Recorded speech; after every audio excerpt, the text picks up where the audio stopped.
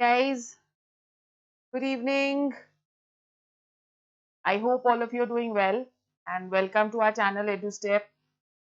Please share the link with your friends and subscribe to the channel. अगर आपको बहुत ही अच्छा कंटेंट चाहिए for class 9 and 10 on chemistry क्या on science and maths. Okay. So over here we are going to go on to our next topic. पिछले वाले topics में views काफी अच्छे थे. जिन students ने पिछला वाला topic view करा है, I would suggest that you subscribe to the channel ताकि आपको notifications आती रहे as and when we are putting videos for you for class 9 and 10 and we are trying to put very short videos और बहुत ही simple language में डाल रहे हैं ताकि you are able to understand it well. So what are we doing now guys? हम लोग कर रहे हैं is matter around us pure. This is our topic chapter number 2 of chemistry और पिछली वाली क्लास में हमने solutions जो है उसके बारे में डिस्कस किया था कि solutions क्या होते हैं, क्या उसके components होते हैं, किस तरह के solutions, types of solutions क्या होते हैं. So all that we have discussed in our previous lecture. जिन्होंने वो lecture नहीं देखा है या वो वीडियो नहीं देखा है तो कंटिन्यूएशन के लिए प्लीज उस वीडियो को आप देखो ताकि आप आज वाले टॉपिक को अच्छे से समझ सको. तो every topic that is linked with the next topic. तो इसलिए पुराने वीडियोस आपको देखने बहुत जरूरी है. फर्स्ट चैप्टर हम पूरा खत्म कर चुके हैं. प्लेलिस्ट जो है 9th की बन रही है साथ साथ ही. तो आप एक वीडियो उसका खोलोगे तो साथ साथ उसके कंटिन्यूएशन में नेक्स्ट वीडियोस भी आते रहेंगे. सेकेंड चैप्टर खत्म करने के बाद केमिस्ट्री का I am going to start with your physics जो कि एक हवा लगता है सबको और हम उसको बहुत ही सिंपल लैंग्वेज में करेंगे. That is why I am saying कि आप लिंक को अपने फ्रेंड्स के साथ ज्यादा से ज्यादा शेयर करो so that everybody is able to understand at this point 9th और 10th में मैथ्स और साइंस स्पेशली जिन्होंने आगे जाके कॉम्पिटिशन्स देने हैं, एनडीए देना है या आपने केवीएस देना है या साइंस ओलंपियाड देना है या आईटी जेई लेना है या आपने नीट लेना है, तो उन सब के लिए ये वाला जो चैनल है उनके लिए ये चैनल काफी बेनिफिशियल है. बट उसके लिए of course you will have to see all the lectures in the playlist. ठीक है, पिछले वाले चैनल्स में व्यूज काफी अच्छे थे. Thank you guys. अब नेक्स्ट में चल रहे हैं हम. We are going to study something more about solutions.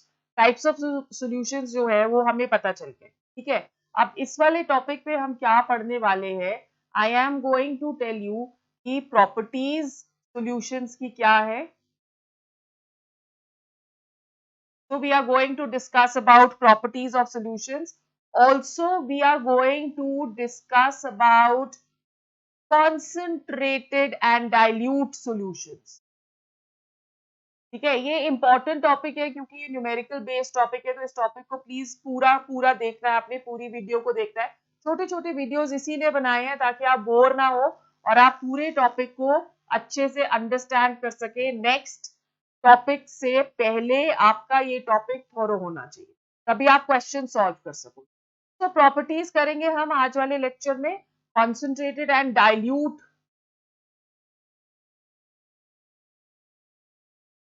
Solutions करेंगे और मैं आपको मेथड्स भी बताऊंगी. ये सबसे इंपॉर्टेंट टॉपिक है आज की क्लास का कि कॉन्सेंट्रेशंस आप कैसे फाइंड करें. Right, so without wasting any time let's begin guys. Properties of a solution, इनको भी आपके साथ छोटे छोटे पार्ट्स में ऑलरेडी पिछली वाली क्लास में कर चुकी हूँ. तो जिन्होंने पिछली क्लास नहीं देखी है पहले पिछली क्लास को देखो and then you follow this. तो we talking of properties of solutions over here. Solution क्या है?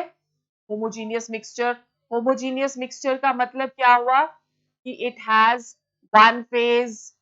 Right, so we already discussed this. components of a solution do not chemically react with one another.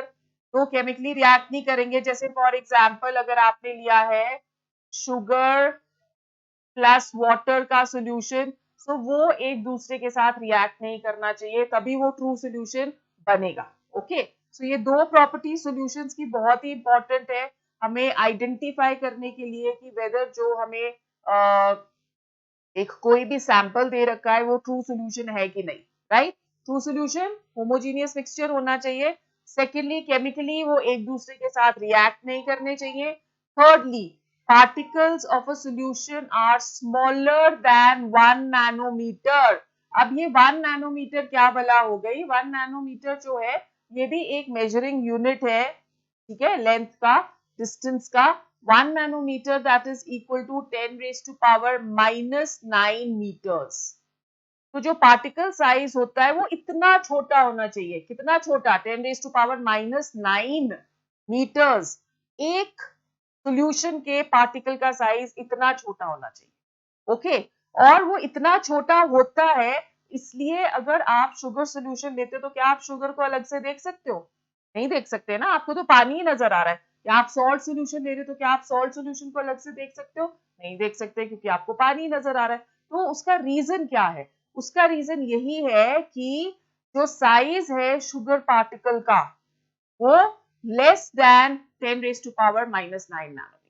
तो आप उसको ना तो naked eye से देख सकते हो, चश्मे के साथ भी नहीं देख सकते, चश्मा तो छोड़ो माइक्रोस्कोप के साथ भी नहीं देख सकते बच्चों. तो इतना छोटा छोटा छोटा साइज होता है, बहुत ही छोटा साइज होता है. ओके, अब स्मॉल साइज है तो सॉल्यूट पार्टिकल्स एक बीम को स्कैटर नहीं कर सकते. या एक लाइट, अगर आपने एक टम्बलर लिया है, let's draw tumbler over here, we don't have much space. इसमें हमने सॉल्ट सॉल्यूशन ले लिया, हमने शुगर सॉल्यूशन डन. तो यहां से जब लाइट आप पास करोगे तो you are not able to see the और visualise the path of light.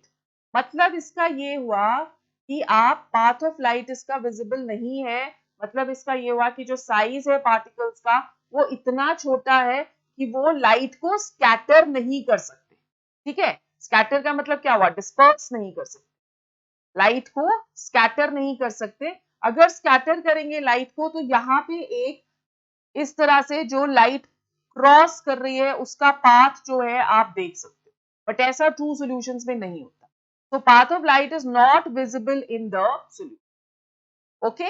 Now the particles of a solute in a solution pass through the filter paper. अगर आपने एक शुगर सॉल्यूशन लिया है और उस शुगर सॉल्यूशन को आप इस तरह से आपने फिल्टर पेपर लगा दिया और फनल के अंदर फिल्टर पेपर लगा दिया और यहाँ से आप उस शुगर सॉल्यूशन को पास कर रहे हो तो पूरा का पूरा शुगर सॉल्यूशन इसमें आ जाएगा. ऐसा तो नहीं होगा ना कि शुगर इसमें रह गई.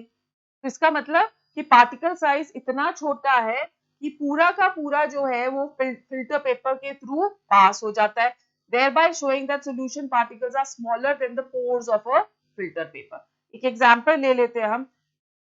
हमने बनाई है चाय, ठीक है. सो चाय के अंदर क्या है? पत्ती. there are tea leaves in it. there is also sugar, right? So when you are straining the tea, then what happens? Tea leaves, they are left behind in the strainer, but sugar is going to go through the strainer. चाय तो जो आप पियोगे मीठी लगेगी अगर आपने चीनी डाली हुई है, isn't it?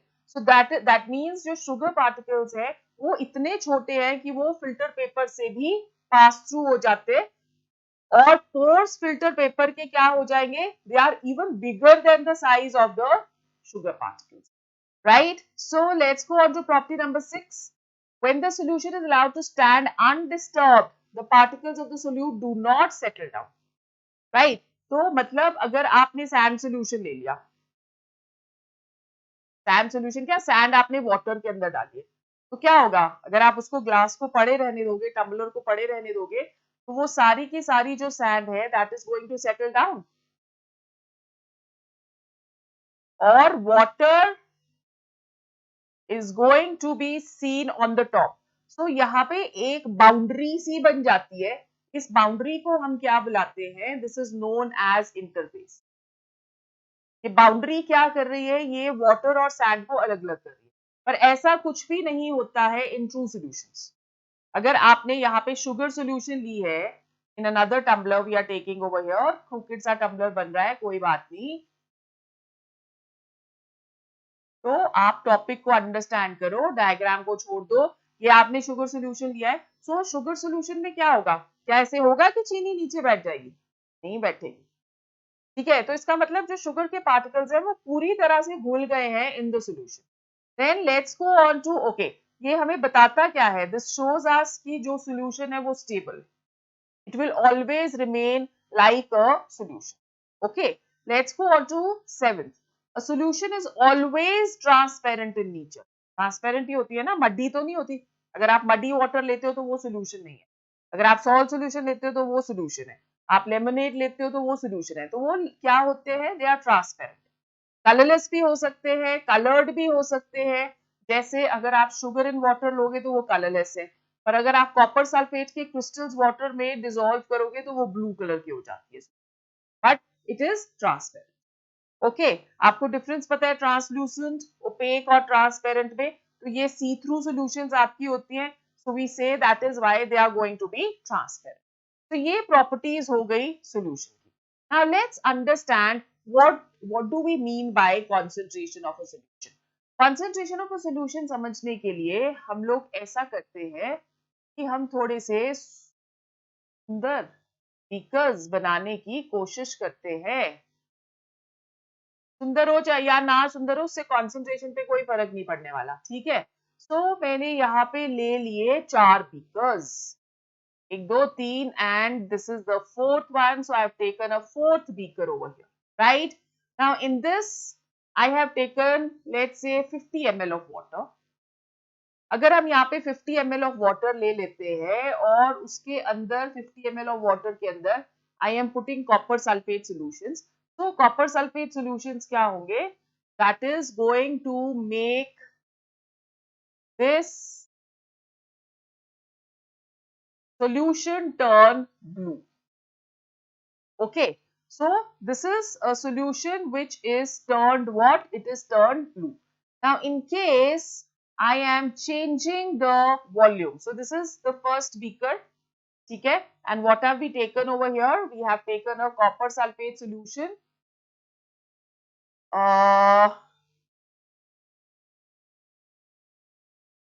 That is, you have put, let's say, 10 grams in 50 ml.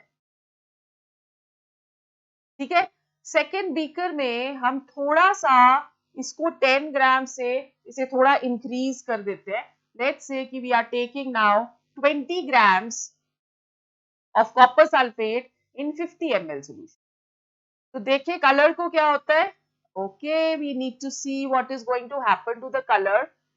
Now colour is going to become a little dark blue. It is becoming little dark blue. क्यों dark blue हो गया? क्योंकि amount of copper sulfate जो हमने डाला है वो ज्यादा है. So over here we can say that in comparison अगर हम इन दोनों का करेंगे तो we can say that जो second वाला है, second beaker, that is more concentrated than the first beaker. First beaker is less क्योंकि वहां पे कलर जो है that is लाइट ब्लू है कि नहीं. अगर आप कॉपर सल्फेट और डालते चले जाओगे तो कलर जो है वो डार्क होता चला जाएगा. अगर आप पानी और डालते चले जाओगे तो कलर लाइट होता चला जाएगा. तो अब यहाँ पे हम थर्ड वाले में क्या करते हैं कि हम ले लेते हैं 10 grams in 100 ml of water. ठीक है, so we increase the volume to double कर दी हमने वॉल्यूम, पर हमने जो कॉपर सल्फेट है वो सेम लिया. तो अगर हम कॉपर सल्फेट इसमें सेम ले रहे हैं guys, the colour is going to become lighter.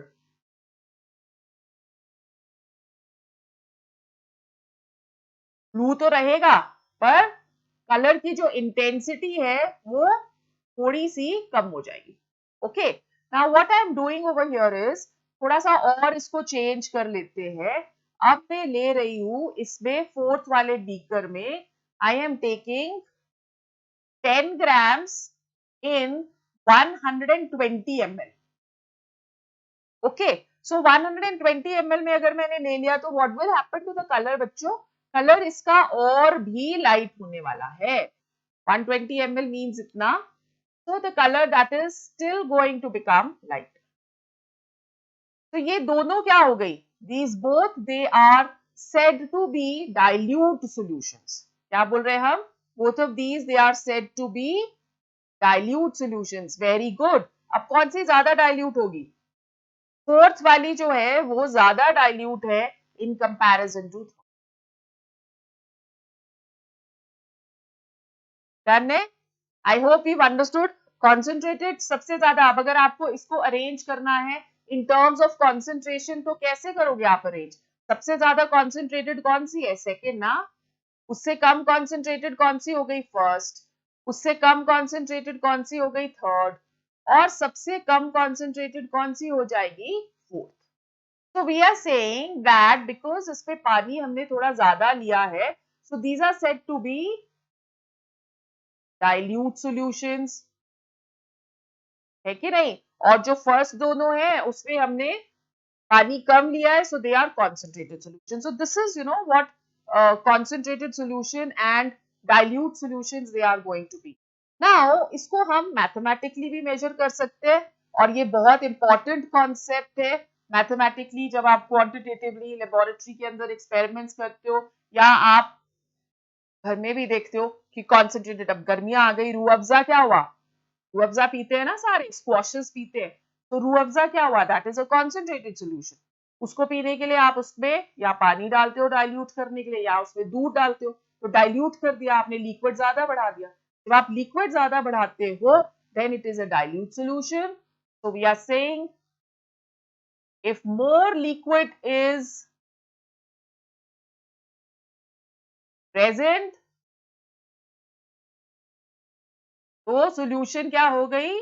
Dilute. Excellent, समझ आ गया. और अगर मोर और let's say less liquid is present या मोर solute is present,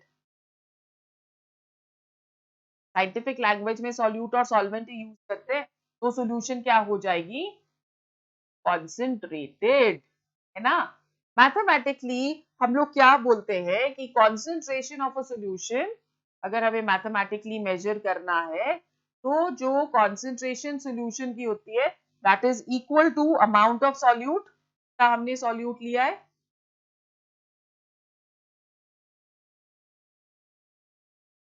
upon amount of solution.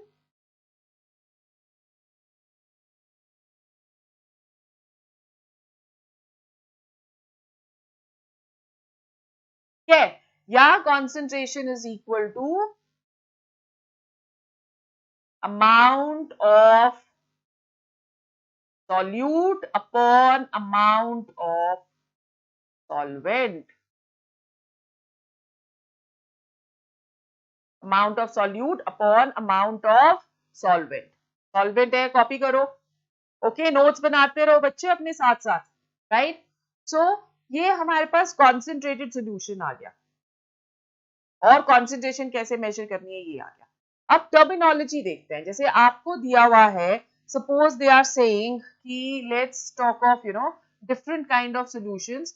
So we are talking of the first one which is, ये करे थे हमने क्लास में कल, पिछली वाली क्लास में हमने ये करे. पिछला वाला जो वीडियो था वो इन तीनों टाइप के आपको वीडियोस मैंने बताए हुए. तो हम लोग जा रहे हैं solid in liquid. Solid in liquid जब हम करते हैं then it is defined as mass of solute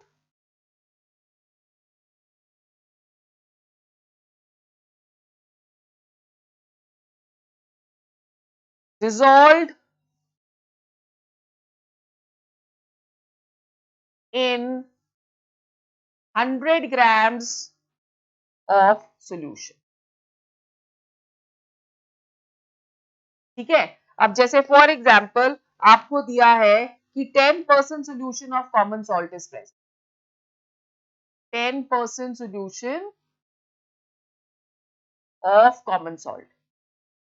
इसका मतलब क्या हुआ? इसका मतलब ये हुआ कि 10 grams of NaCl that is present in 100 grams of solution. ठीक है? सॉल्यूशन क्या होता है? सॉल्यूशन में हम टोटल लेते हैं. सो अगर हम सॉल्यूशन ले रहे हैं तो सॉल्यूशन का मतलब हुआ solute plus solvent.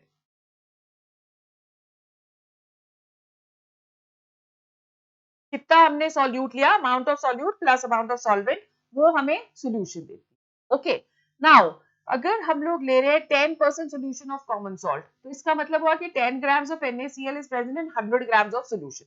But this will mean that 10 grams of NaCl कितने ग्राम्स ऑफ वाटर में प्रेजेंट होगा, क्योंकि 10 ग्राम्स तो सोल्यूशन में सॉल्यूट ही है, तो that is present in 90 grams of water. Please keep this in mind, this is very very important, जिसमें आप लोग जनरली एक गलती कर। ओके, 100 grams ऑफ सोल्यूशन लेना है, सोल्यूशन क्या हुआ, सॉल्यूट प्लस सॉल्वेंट, सॉल्यूट हमें कितना दिया है 10 grams, और सॉल्वेंट हमको फाइंड करना है, सोल्यूशन हमारे पास टोटल कितना है 100, सो 10 grams ऑफ NaCl कितने ग्राम्स ऑफ वाटर में प्रेजेंट होगा बच्चों, 90 grams of water. Very very good. So अगर हमें मास परसेंटेज कैलकुलेट करना है, इसके क्वेश्चंस मैंने नेक्स्ट क्लास में करने हैं, तो इसलिए इसको प्रॉपर्ली आप समझो। मास परसेंटेज जो होगा that will be equal to mass of solute upon mass of solution into 100। ठीक है, सो हम लेट्स से हमने एक बाइनरी सोल्यूशन लिया, याद है ना बाइनरी सोल्यूशन क्या होता है, हमने एक बाइनरी सोल्यूशन लिया था ए बी, हम बोलते हैं कि इसका जो वेट है दैट इज डब्ल्यू ए, इसका जो वेट है दैट इज डब्ल्यू बी। तो अगर आपको परसेंटेज ऑफ ए कैलकुलेट करना है तो वो क्या हो गया, that is going to be weight of A upon total weight into 100, वो हमें मास परसेंटेज ऑफ ए दे देगा। आप मास परसेंटेज ऑफ बी भी कैलकुलेट कर सकते हो, that will be equal to weight of B upon total weight W B plus W A into, right. अब अगर हम लोग कैलकुलेट कर रहे हैं मास वॉल्यूम परसेंटेज, तो मास वॉल्यूम परसेंटेज क्या हो जाएगा, नेम इज सजेस्टिंग कि हम लोगों ने वॉल्यूम ऑफ द सोल्यूशन लेनी है, so that will be equal to, let's say आपने परसेंटेज ऑफ ए कैलकुलेट करना है, तो weight of A upon total volume, volume of solution into 100। तो इसको हम लोग रिप्रेजेंट करते हैं as W V slash V. उसी तरह से आप पिछले वाले को करते हो as W over W, weight in weight, mass in mass. Oh, sorry, नजर नहीं आ रहा आपको. So that is W, which is weight in weight. और अगर आपने वॉल्यूम को कंसिडर करा है, that is going to be W by V. ठीक है? And you can also calculate एक बड़ा ही important चीज है, parts per billion. Parts per million, million क्या हो गया 10⁻⁶, ठीक है, तो पर सेंट, सेंट का मतलब होता है 100 और मिलियन का मतलब क्या हो गया 10⁻⁶। तो जैसे आपने 100 के साथ वहां पे मल्टीप्लाई किया था, यहाँ किसके साथ मल्टीप्लाई करोगे 10⁻⁶। तो ये जनरली जो मेथड है ये यूज किया जाता है कि जब आपके पास सॉल्यूट बहुत ही थोड़ा है in comparison to the solution, तो हम लोग इसको यूज करते हैं to measure the pollutants in the atmosphere. ठीक है, सल्फर डाइऑक्साइड जैसे पॉल्यूटेंट है, तो अगर हमको पार्ट्स पर मिलियन कैलकुलेट करना है सल्फर डाइऑक्साइड का, तो it will be amount of sulphur dioxide upon total mass of air particular area में इनटू 10⁻⁻, ठीक है। So this is known as parts per million. फिर हमारे पास आता है वॉल्यूम परसेंटेज ऑफ सोल्यूशन।